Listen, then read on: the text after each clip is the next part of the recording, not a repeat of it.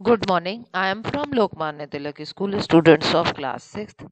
आज हम लोग हिंदी में पत्र लेखन, लेटर राइटिंग करेंगे। ये आपका पार्ट 24 है। इसमें देखिए, आपको सबसे पहले क्या करना है। शीर्षक है आपका अवकाश के लिए प्रार्थना पत्र। प्रार्थना पत्र लिख रहे हैं आप, जिसमें आपको अवकाश चाहिए। ठीक है। इसमें सबसे पहले सेवा में, फिर प्रधानाचार्य। यहाँ पे आप अपने स्कूल का नाम लिखेंगे। राजरूपपुर, लाल बाग, वो लोकमान्य तिलक स्कूल, लाल बाग कॉलोनी, प्रयागराज। ठीक है। इस चीज का हमेशा ध्यान रखिएगा कि पता एकदम सही होना चाहिए। प्रधान सेवा में के बाद कॉमा, प्रधानाचार्य के बाद कॉमा, स्कूल राजरूपपुर के बाद कॉमा, और फिर जब प्रयागराज लिख देंगे तो पूर्ण विराम। आप लोग पिछली क्लासेस में भी पढ़ चुके हैं। ये चीज एकदम लाइन एक के बाद एक आप लिखेंगे। फिर विषय, विषय आपको किस विषय में चाहिए। अवकाश हेतु पत्र, फिर श्रीमान या श्रीमती, श्रीमती लिखेंगे। ठीक है। फिर सविनय निवेदन है। हमेशा निवेदन किया जाता है अपने से बड़े को, और जब भी आप, ये एक औपचारिक पत्र है, तो औपचारिक पत्र में आप लिखेंगे सविनय निवेदन यह है कि कल रात से मुझे ज्वर से पीड़ित हूँ।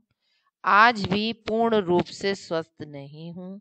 डॉक्टर ने मुझे 3 दिन का आराम करने की सलाह दी है, अतः मैं 3 दिन तक विद्यालय में अनुपस्थित नहीं हो सकता हूँ। कृपया मुझे 3 दिन का अवकाश प्रदान करें। ठीक है। आपको ऐसे ऐसे इसको पूरा लिखना है।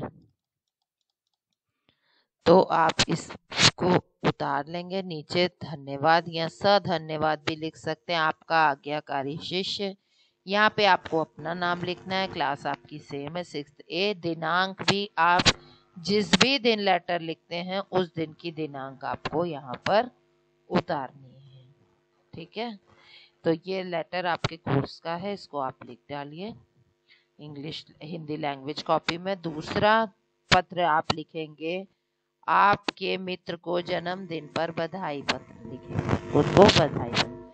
तो यहाँ पर जहाँ से पत्र लिखा जाता है वहां का पता लिखा जाता है, मतलब यहाँ पे आप अपना पता लिखेंगे, और जिस भी दिन लिखेंगे उस दिन की तारीख डाल देंगे।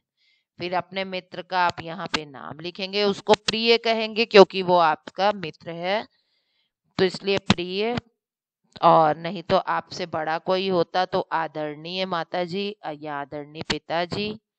फिर सप्रेम नमस्कार, उसमें भी आप लिखेंगे, उसमें आप लिखेंगे नमस्कार। या अगर आपसे बड़े माता या पिता या किसी को आप लिख रहे हैं अपने से बड़े को, तो आप लिख सकते हैं चरण स्पर्श करता हूँ। हम लोग का ये भारतीय सभ्यता कि हम लोग पैर छूते हैं अपने से बड़ों के, तो इसलिए आप यहाँ पे लिख सकते हैं चरण। अगर अपने से किसी बड़े को आप लिखेंगे तब।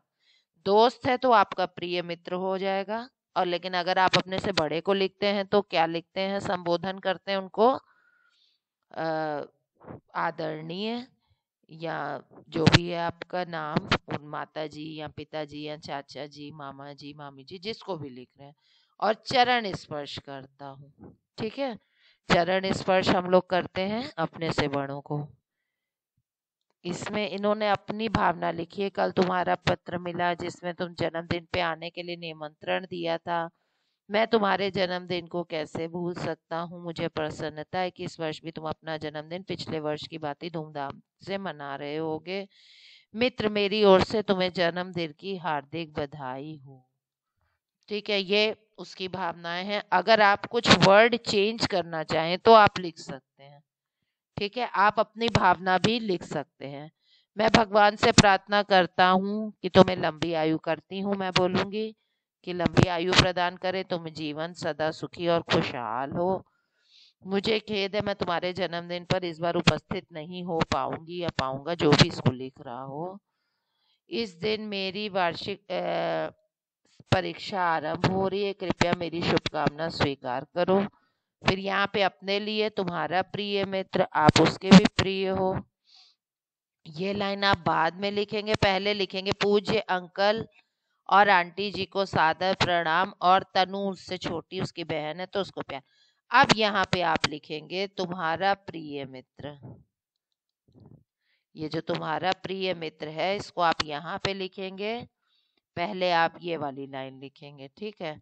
फिर तुम्हारा प्रिय मित्र और अपना नाम लिख देंगे, इसमें दिनांक ऊपर रहेगी। दोनों के लिखने का तरीका अलग है। दोनों ही निबंध आपको, दोनों ही पत्र आपकी किताब में दिए हैं। ये पत्र नंबर 4 है और इससे पहले जो था अवकाश के लिए वो पत्र नंबर 1 था, ठीक है।